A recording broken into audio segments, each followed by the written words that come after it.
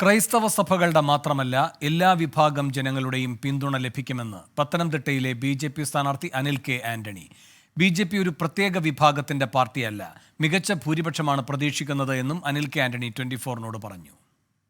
എല്ലാവരുമായിട്ടും ഇപ്പം നമുക്കങ്ങനെ ഏതെങ്കിലും പ്രത്യേക മതത്തിൻ്റെയോ ജാതിയുടെയോ ഒരു പാർട്ടിയല്ല ഭാരതീയ ജനതാ പാർട്ടി. നമ്മൾ ഇന്ത്യയിലെ 140 കോടി ജനങ്ങളെയും റെപ്രസെൻ്റ് ചെയ്യുന്ന ഒരു ദേശീയ പാർട്ടിയാണ്. ഇവിടെ എല്ലാ ജനവിഭാഗങ്ങളുമായിട്ടും നമ്മൾ ഇൻ്ററാക്ട് ചെയ്യും. എല്ലാ വിഭാഗങ്ങളുടെയും വോട്ടോടെയാണ് നമ്മുടെ ഓരോ സ്ഥാനാർത്ഥിയും ജയിക്കാൻ പോകുന്നത്. നല്ല ഭൂരിപക്ഷത്തോടെ ഞാനിവിടെ ജയിക്കും. ചരിത്രത്തിലാദ്യമായി ഇവിടെ നമ്മൾ അക്കൗണ്ട് തുറക്കും. ഒന്നിലധികം സീറ്റുകൾ തീർച്ചയായിട്ടും ലഭിക്കും. ഇതുവരെ 12 സ്ഥാനാർത്ഥികളെ പ്രഖ്യാപിച്ചിട്ടുണ്ട്. അത് ഓരോ സ്ഥാനാർത്ഥിയും വിജയപ്രതീക്ഷയുള്ളവരാണ്. ശ്രീമാരൻ പത്തനംതിട്ടയിൽ നിന്ന് കൂടുതൽ വിവരങ്ങളുമായി ചേരുന്നു. ശ്രീത്ത്, സജീവമായോ അനിൽ കെ ആന്റണി? ഈ പ്രചാരണമൊക്കെ എന്തെങ്കിലും ചലനമുണ്ടാക്കുന്നുണ്ടോ അവിടെ?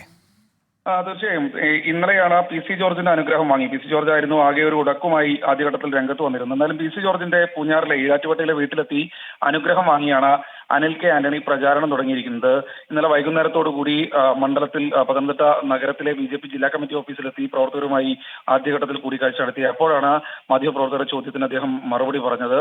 ക്രൈസ്തവ സഭകളുടെ പിന്തുണ പി.സി. ജോർജ് പറഞ്ഞതുപോലെ തനിക്ക് ലഭിക്കാൻ സാധ്യതയില്ല എന്ന ചോദ്യം ഉന്നയിച്ചപ്പോഴായിരുന്നു. ക്രൈസ്തവ സഭകളുടെ മാത്രമല്ല, ബി.ജെ.പി. എല്ലാവരുടെയും പാർട്ടിയാണ്, അത് എല്ലാവരുടെയും വോട്ടുകളും തനിക്ക് ലഭിക്കും. മികച്ച ഭൂരിപക്ഷത്തിൽ ജയിക്കാനുള്ള ഒരു സാഹചര്യം ഇപ്പോൾ പത്തനംതിട്ടയിലുണ്ട്. എന്തായാലും ഒന്നിൽ കൂടുതൽ സീറ്റുകൾ ഉണ്ടാകും. പത്തനംതിട്ടയിൽ മത്സരിക്കാൻ എന്തുകൊണ്ടും അനുയോജ്യ സ്ഥാനാർത്ഥി താനാണെന്ന് കഴിഞ്ഞ ദിവസത്തെ പ്രസ്താവന വീണ്ടും ആവർത്തിക്കുന്ന ഒരു സാഹചര്യം കൂടി ഉണ്ടായി. എന്തായാലും അനിൽ ആന്റണി ഇന്ന് മണ്ഡലത്തിൽ സജീവമല്ല. ഇന്ന് മറ്റ് ചില സാമുദായിക നേതാക്കളെയൊക്കെ കണ്ട് വ്യക്തിപരമായ സന്ദർശനത്തിലാണ്. നാളെ മുതൽ ഒരു പ്രചണ്ഡ പ്രചരണത്തിന് തന്നെയാണ് ബി.ജെ.പി. നേതൃത്വം അനിൽ ആന്റണിയെ കൊണ്ട് ചെയ്യിപ്പിക്കാൻ ഉദ്ദേശിക്കുന്നത്. എന്തായാലും വരും ദിവസങ്ങളിൽ കോൺഗ്രസ് സ്ഥാനാർത്ഥി കൂടി വന്നാൽ മണ്ഡലത്തിലെ പൂർണ്ണ സ്ഥാനാർത്ഥി ചിത്രം കഴിയും. എന്തായാലും അനിൽ ആന്റണി മണ്ഡലത്തിൽ ഇതിനകം തന്നെ സജീവമായി കഴിഞ്ഞു. ശരി, ശ്രീകുമാരനാണ് പത്തനംതിട്ടയിൽ നിന്ന് വിവരങ്ങൾ നൽകിയത്.